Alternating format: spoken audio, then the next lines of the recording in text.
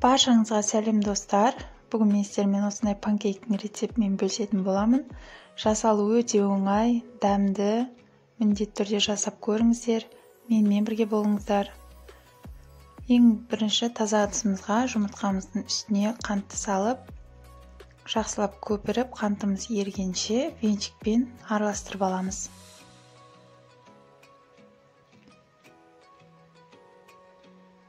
Қантты өз қалауыңыз бойынша көбейтсеңіз немесе азайтсаңыз болады.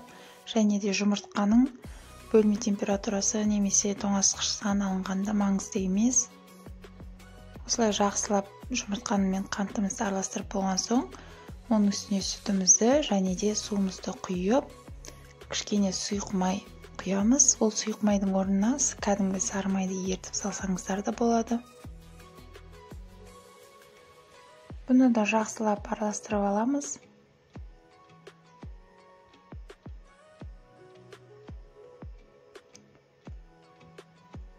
Және де бұның үстіне алдын ала електен өткізілген ұнымызды және де қамыр қопсқышты салып, бір келкі масса болғанша жақсылап араластырып аламыз. Арасында түйіршіктер қалып кетпесін. Дәл рецептегідей мөлшерде ұнды пайдаланыңыздар. Себебі ұн көп қосып жіберсеңіздер, сіздерде қатып немесе табаныңызға жабысып қалуы мүмкін.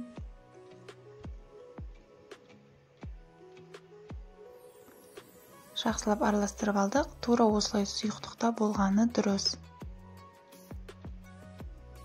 Енді бұны кондитерлік қапшыққа салу арқылы пісірдім. Сіздер өзіңізге қалай ыңғайлы солай пісіріп алсаңыздар болады. Кішкентай баклажкаға құйып,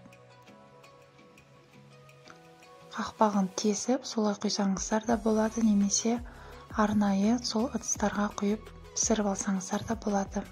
Осылай құйып болғаннан кейін қапшықтың ұшын кішкене кесіп, қызып тұрған табамызға құйып аламыз. Мөлшерін өзіңіздің қалауыңыз бойынша жасасаңыздар болады. Кіші қылып немесе үлкен қылып. Және газ баяу емес, қатты емес, орташа отта тұрғаны дұрыс. Өте жылдам піседі. Көріп тұрғандарыңыздай, бетінде кішкене тесіктер пайда бола бастайды. Көтеріліп, сол кезде аударамыз. Ұзақ ұстап жібермеңіздер, күйіп кетуі мүмкін. Өте жылдам піседі.